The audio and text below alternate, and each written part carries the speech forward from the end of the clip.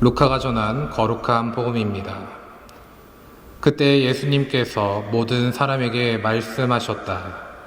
누구든지 내 뒤를 따라오려면 자신을 버리고 날마다 제 십자가를 지고 나를 따라야 한다.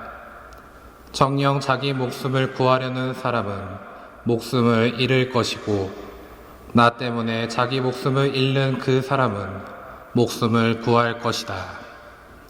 사람이 온 세상을 얻고도 자기 자신을 잃거나 해치게 되면 무슨 소용이 있느냐?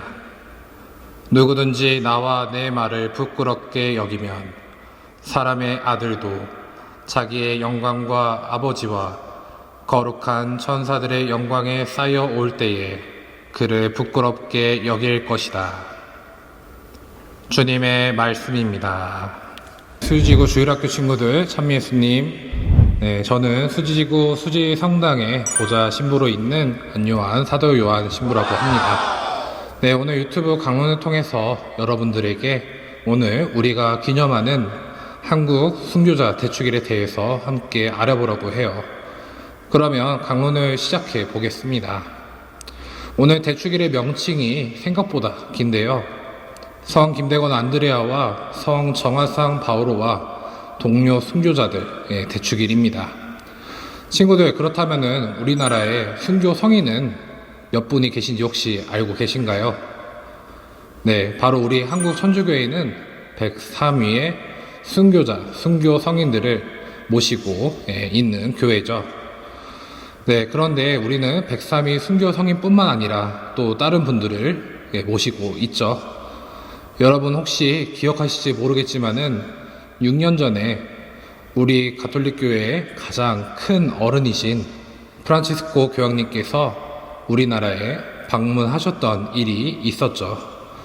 그때 프란치스코 교황님께서 우리나라 또 곳곳을 다니면서 또 용기와 또 힘을 주는 말씀들도 많이 하셨는데, 저는 그때 특히 광화문에서 미사를 봉헌하셨던 것이 가장 기억에 남았어요. 그때 프란치스코 교황님께서 광화문에서 주례하신 미사는 바로 시복의 미사라고 합니다.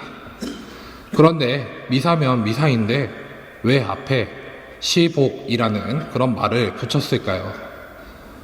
간단하게 말씀드리자면 광화문에서 거행된 이 시복미사는 우리나라에 잘 알려지지 않은 순교자들을 복자로 선포하는 그런 미사예요. 그렇다면 여기에서 우리가 좀 생소한 이 복자라는 말이 무엇인지 혹시 아는 친구들이 있을까요? 네, 복자는 성인들과 마찬가지로 하느님을 증거하면서 사랑을 실천하다가 돌아가신 분들을 말하고 있어요. 그런데 성인들과의 이 차이는, 성인은 전 세계 어디에서든 공식적으로 공경할 수 있는 그런 분들이지만은 복자는 어떤 지역교회 또는 단체에서만 공식적으로 공경할 수 있는 그런 차이점이 있어요.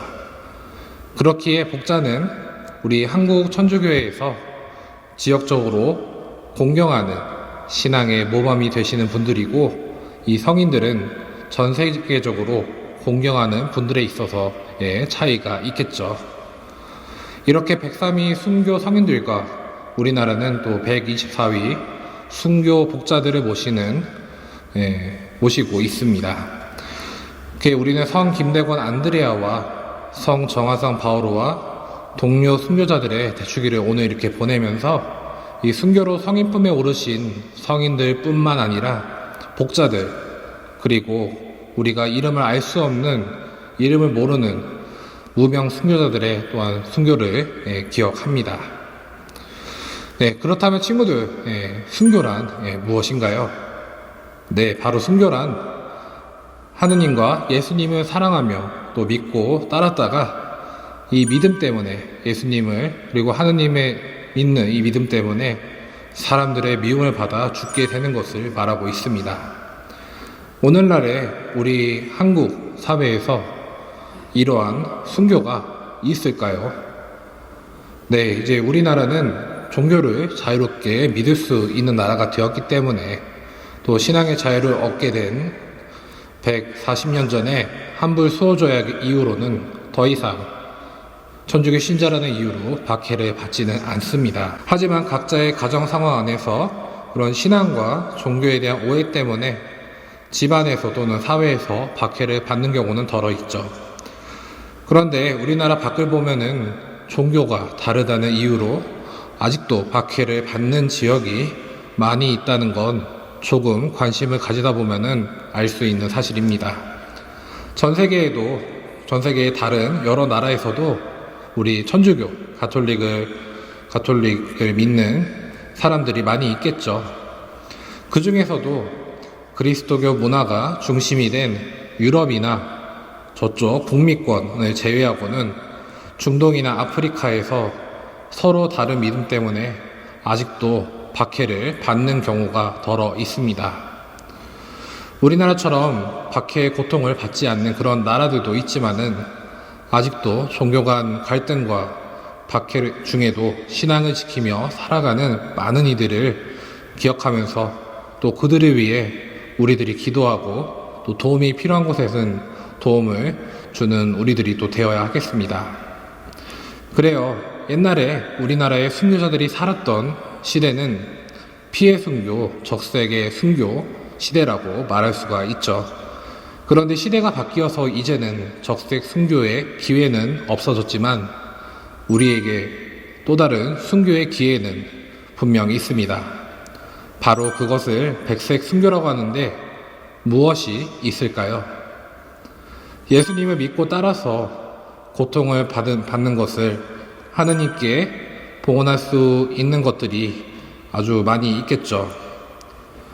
백색 순교로서 우리 친구들이 할 수 있는 건 부모님께 나의 고집을 이렇게 부리지 않거나 또는 친구를 무시하지 않고 오히려 존중하고 사랑하면서 또 말과 행동들에 있어서 그러한 것들을 잘 표현하는 것이 있을 것이고요. 또한 이기적인 나의 말과 행동이 나에게서 나오기 전에 그것이 예수님의 사랑을 거스린다는 것을 알아차리면서 또 예수님 마음을 아프게 한다는 것을 생각하며 참아보고 또 참는 것에서 더 나아가 더 좋은 말과 행동으로 친구들의 삶을 아름답게 잘 가꾸어 나가는 것이 오늘날 친구들이 할 수 있는 백색 순교의 삶이라고 할 수 있을 것 같습니다. 이렇게 해서 박해 시대 때와는 전혀 다르지만은 여러분에게 다가오는 수많은 백색 순교의 기회들을 우리 친구들이 하느님을 사랑하고 이웃을 사랑하며 살다간 순교자들의 순수한 마음과 믿음을 잘 본받아서 이것을 잘 실천하면은 참 좋을 것 같아요. 그래서 하느님의 사랑을 많이 받아 순교자들과 같이 하느님께 가장 가까이 올라가는 친구들이 되기를 함께 기도하기를 바라요. 우리 친구들이 하느님 아버지의 사랑 안에서 늘 건강하고 씩씩하고 행복하게 생활하기를 시모님도 미사와 기도 중에 늘 기억하겠습니다. 그럼 성당에서 다시 만날 날을 고대하면서 모두 안녕히 계세요. 구독, 좋아요, 알람 설정. 알람 설정.